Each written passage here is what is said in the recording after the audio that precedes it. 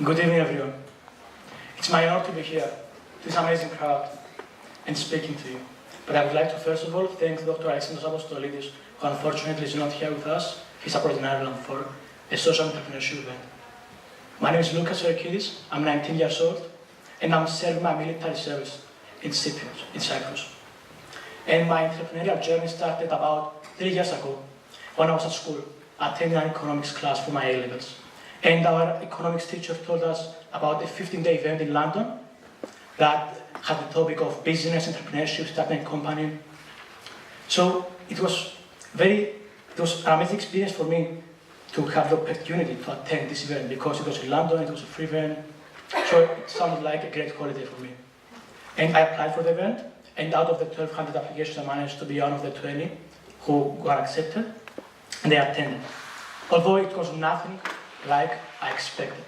Because at the first day, I had the opportunity to meet the CEO of Shazam, and I'm sure everyone knows Shazam here. It has 1 billion downloads. And the second day, I met the CEO of O2. O2 Telefonica is a company similar to Sida Vodafone, MTN, Primetel, and they make a couple of billions in revenue every single year. So I really remember the conversation I had with the CEO of O2, Ronan Dunn, when I asked him, how do you manage to become the CEO of the company when you just had a regular position and not a special degree, not an MBA from Harvard?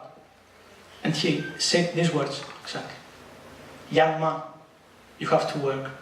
You have to work really hard on your dreams. You have to be the first in the office and the last to leave. So after taking his advice and working hard on anything I wanted to do, I founded my first idea. So in the seminar I was in London, I had to present a business idea on the 15th day, after all the things we learned. So I had the idea of Green Fitness. Green Fitness, the idea was that I would build a device, a mobile device that I would attach on the bicycles in the gym, and I would charge my smartphone, because every time I was at the gym, my smartphone was dead for battery. So I had this idea of building this device. I pitched this idea, and it was the first time I had the opportunity to speak in public. And later I found out that speaking in public is something that people fear more than death. So around 87 to 95% of people are afraid of public speaking. So it was an amazing experience. And later I came back to Cyprus, I continued my schoolwork, I went to 6th grade, and I wanted to do stuff, I wanted to do more stuff. And I started figuring out where I can find seminars abroad. And I found out about a seminar in Boston. I found out about many seminars actually, and I wanted to go to Boston. And my initial target was Harvard University, although I had no idea how I would get there.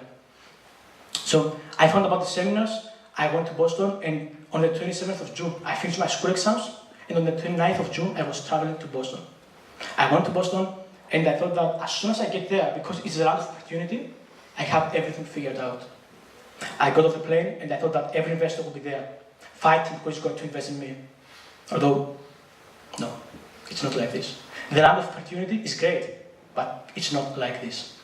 So I started attending these events for the first couple of weeks, and later I started pitching my idea to all these people I met. I pitched it to one guy who told me, come with me, I will take you to my university that I'm working, and you will pitch it to the professor, whatever will happen. So I went there, I pitched my idea to the professor, he liked it, and he gave me access there. For the next month, I was going to be there, because I was in Boston for 6 weeks. So I had a lab for me for 1 month. And this lab was at Harvard University Science Center. So finally it was connected. I started working there, and I realized how much work is needed to build a minimum viable product. Not even a product to sell, a minimum viable product, just to prove the concept. So for 1 month, my life was like this. I woke up in the morning, I was working for 5-6 hours, I was reading all the theory behind the physics and the engineering of it, and until midnight I was working at the lab and trying to build something. After 1 month, I managed to build a fully working product, and I came back to Cyprus. Although all my friends started asking me, how do I start a company? So I wanted to find a solution to that question. So I thought, how am I going to help all these young guys, these young innovators who want to do stuff? So I had the idea of building a 7-day seminar where I would bring all the people I met in my journey so that they can meet them and they can share their expertise. So in order to do this, I had to raise initial capital to find some sponsors, but I had no idea how to do this. until I found out about this competition, Impossible Pitch. I applied for the competition, I went to the first phase, and one of the judges was Argyris, and I was lucky to be one of the runner-ups. So it was me with another 3 guys, and we were the runners, and one of us would have had the chance to pitch to the real investors. So there was an online voting that was done, and after 1 week I managed to have the 51% out of the 3 competitions, which is converted about to 5,000 votes.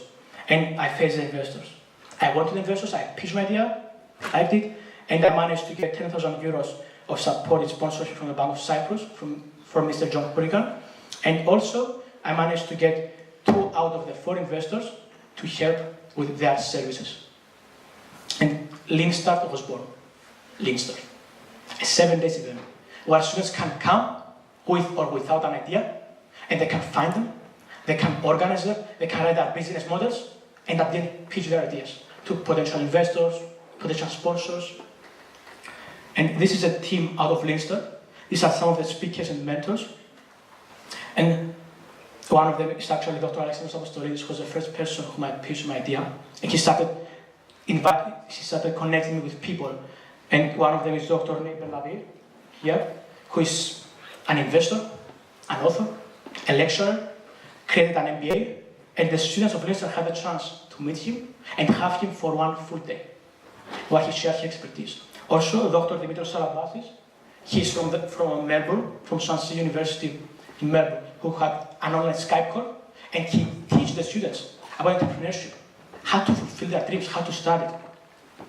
Also, we had Leonardo Falanga from Italy, where MIT invited him to build his prototypes. We had Dave Farns, who is actually a musician. And I know you're thinking, what is a musician doing in an entrepreneurial event?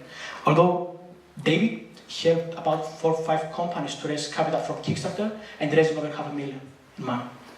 And following, this is the team of Leanstart. And I will never forget the class of 2017. Because these guys were coming there first and leaving last. I really remember this guy here. His name is Phidias. And he was coming at 7 o'clock in the morning, while the class was starting at 9. And he was leaving at 9 o'clock in the night. And the class was ending at 5 in the afternoon. So he was sleeping there, he was working on his products, and he managed to have the biggest difference from all people. And when I started Leanstart, I thought that Cyprus is not ready for this. Maybe I should do it in London, maybe I should do it in the States. Although these guys, some of them even have a patent. They had a patent before coming to Leanstart for their ideas. Another guy was an early investor in Bitcoin, and I'm sure Bitcoin is called now, most of you know it. He managed to buy it really early, about a year ago. So these guys were under 18 years old, and they were investors, they were engineers, they had patents, they managed to pitch, they managed to network, and to mix up and create an amazing team, and to make a movement. And also, on the last day, the students started writing on the board and said that they want Leanstart to, they want something more. They like being around people who are like-minded and connecting them. And what I want to emphasize on is the first thing I told you. The tip that Ronan Dunn, the CEO of O2, told me, hard work. And I mean, working hard on your dreams. You have so much potential. You are still young. You can innovate. You can do anything you want. And I want you to go out to people, to network, to talk to people, just say your idea. And I know most of you are afraid that someone will steal your idea if you just say it. But I'm sure that no one is going to steal your passion, because your idea is actually your passion. So how is going someone to steal your passion? So just talk about your ideas. Go and talk to as many people as you can. And network. I mean, on the internet, there are so many stuff you can do. LinkedIn. I mean, just sign up on LinkedIn and start connecting with people. I found engineers from there. I found investors from there. I found people I'm still networking with. I found publishers from there who are writing after for me. So go out and do stuff. Work on your dreams. And at the end, I would like to share a secret with you. A secret to use whenever you're in a tough situation. For example, now, after here, we have a networking event. And you might be afraid to go and talk to Argyris or Simona. So what you will do is count 1, 2, and go. Count 1, 2, and just go. Don't think of it a second time. And just do it. Thank you.